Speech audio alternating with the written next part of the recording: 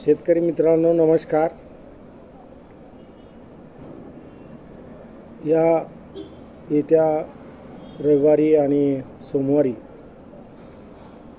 पावसाची शक्यता आहे असा इशारा भारत हवामानशास्त्र विभागाने दिलेला आहे।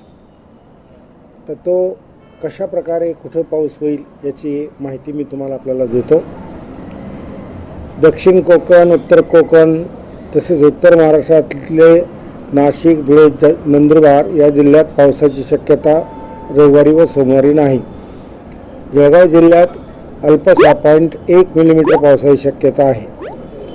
मराठवाड्यात रविवारी व सोमवारी धाराशिव जिल्ह्यात 1.4 मिलीमीटर ते आणि सोमवारी 2.2 मिलीमीटर, लातूर जिल्ह्यात रविवारी 1.7 मिलीमीटर, सोमवारी 0.2 मिलीमीटर, नांदेड जिल्ह्यात रविवारी 8.8 मिलीमीटर व सोमवारी 0.7 मिलीमीटर, बीड जिल्ह्यात रविवारी 0.9 मिलीमीटर आणि सोमवारी 1.2 मिलीमीटर, परभणी जिल्ह्यात 3.1 मिलीमीटर रविवारी आणि सोमवारी 1.6 मिलीमीटर, हिंगोली जिल्ह्यात रविवारी 9.4 मिलीमीटर आणि सोमवारी 1.3 मिलीमीटर, जालना जिल्ह्यात 1.8 मिलीमीटर रविवारी आणि 0.2 मिलीमीटर सोमवारी शक्यता आहे।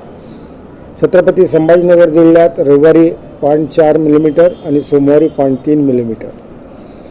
या व्यतिरिक्त पश्चिम विदर्भातील बुलढाणा जिल्ह्यात रविवारी 4.4 मिलीमीटर आणि सोमवारी 0.5 मिलीमीटर, त्याचप्रमाणे अकोला जिल्ह्यात रविवारी 9.1 मिलीमीटर आणि सोमवारी 2.5 मिलीमीटर, वाशिम जिल्ह्यात रविवारी 38 मिलीमीटर आणि सोमवारी 4 मिलीमीटर, अमरावती जिल्ह्यात रविवारी 12 मिलीमीटर, सोमवारी 13 मिलीमीटर, मध्य विदर्भात यवतमाळ जिल्ह्यात रविवारी 46 मिलीमीटर आणि सोमवारी 9.8 मिलीमीटर, वर्धा जिल्ह्यात रविवारी 43 मिलीमीटर आणि सोमवारी 15 मिलीमीटर, नागपूर जिल्ह्यात रविवारी 26 मिलीमीटर आणि सोमवारी 20 मिलीमीटर, चंद्रपूर जिल्ह्यात रविवारी 22.7 मिलीमीटर आणि सोमवारी 3.4 मिलीमीटर, पूर्व विदर्भातील गडचिरोली जिल्ह्यात 11 मिलीमीटर रविवारी आणि सोमवारी 3.9 मिलीमीटर,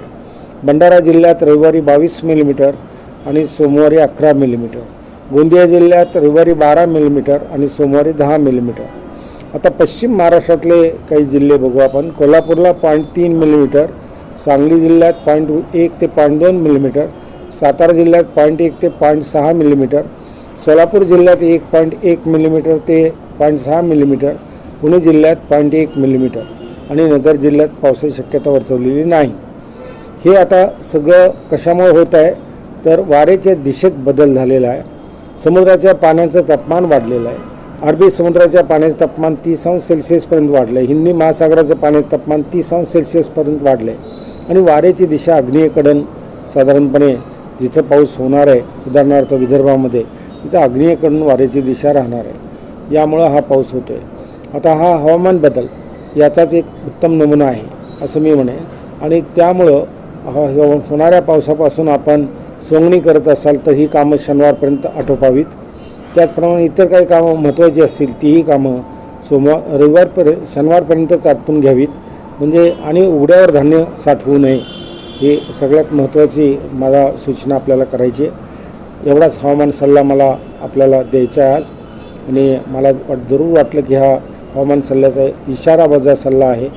ज्यांचं क्षेत्र उघड्यावर आहे तिथं उघड्यावर धान्य साठवणूक करू नये, काढणी उरकून घ्यावी आणि द्राक्ष बागायतदारांना फारसा फटका नाही, कारण काय की द्राक्षपट्ट्यात फारसा पाऊस नाही आहे, त्यामुळे काळजी करण्याचं कारण नाही। धन्यवाद।